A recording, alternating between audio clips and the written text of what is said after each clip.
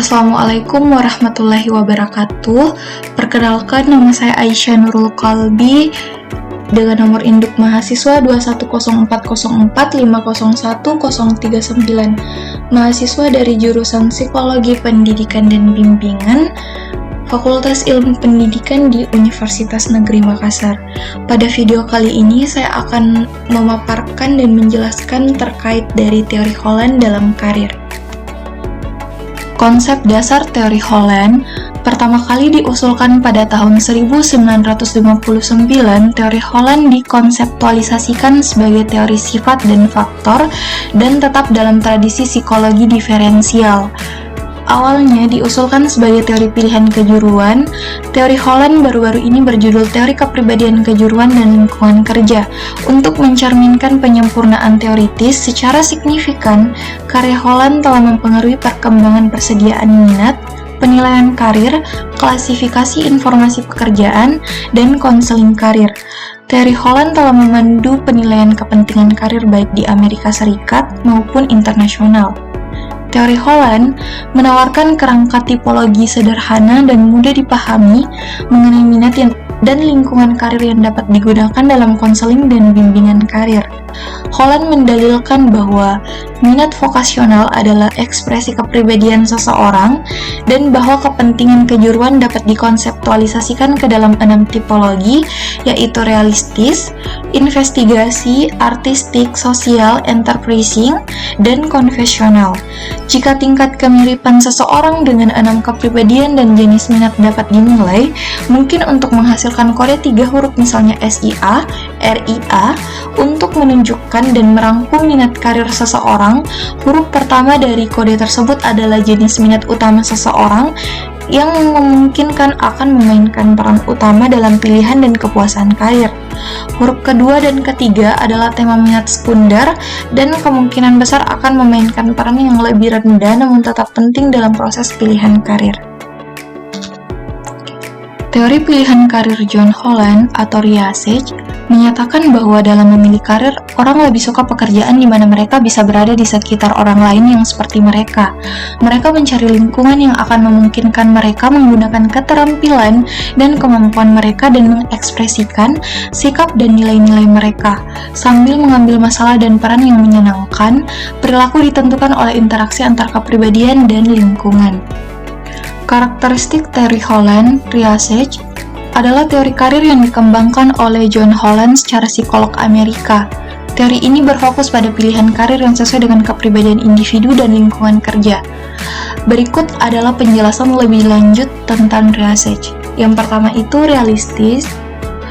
Orang yang memiliki tipe realistik lebih suka pekerjaan yang memerlukan kemampuan fisik seperti pekerjaan di bidang konstruksi, pertanian, atau industri. Yang kedua itu investigatif. Orang yang memiliki tipe investigatif lebih suka pekerjaan yang memerlukan analisis dan penelitian seperti pekerjaan di bidang ilmu pengetahuan, sains, teknologi, atau kesehatan.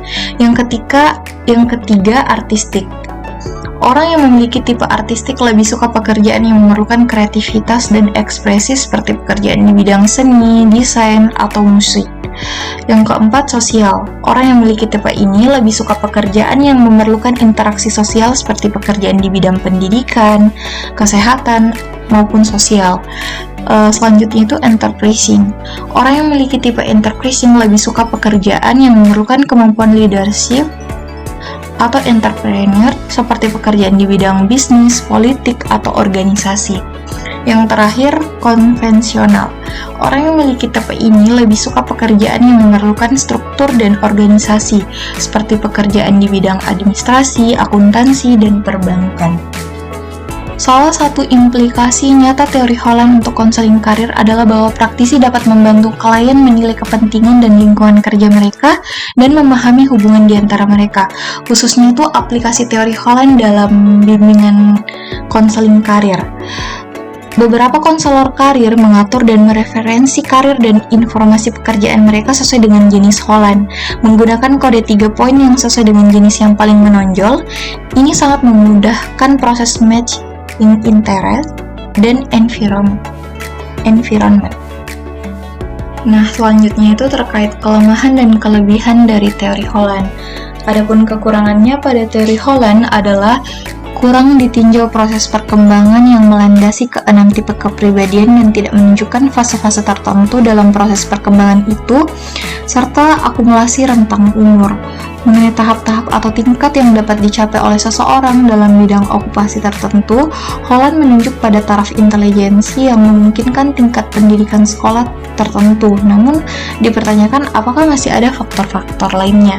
Nah, sedangkan kelebihan dari teori Holland ini sebagai teori komprehensif karena meninjau pilihan okupasi sebagai bagian dari keseluruhan pola hidup individu, dan sebagai teori yang mendapatkan banyak dukungan dari hasil penelitian sejauh menyangkut modal-modal lingkungan serta kepribadian.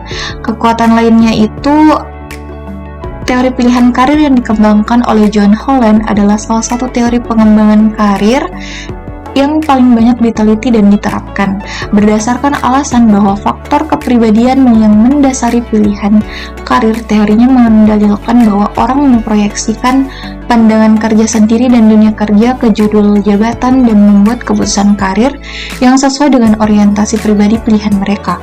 Teori ini menggabungkan beberapa konstruksi dari psikologi kepribadian, perilaku vokasional, dan psikologi sosial, termasuk teori persepsi diri dan stereotip sosial. Baik, mungkin itu saja yang sempat saya jelaskan terkait teori Holland dalam karir. Lebih dan kurangnya mohon dimaafkan. Wabillahi taufiq wasada. Wassalamualaikum warahmatullahi wabarakatuh.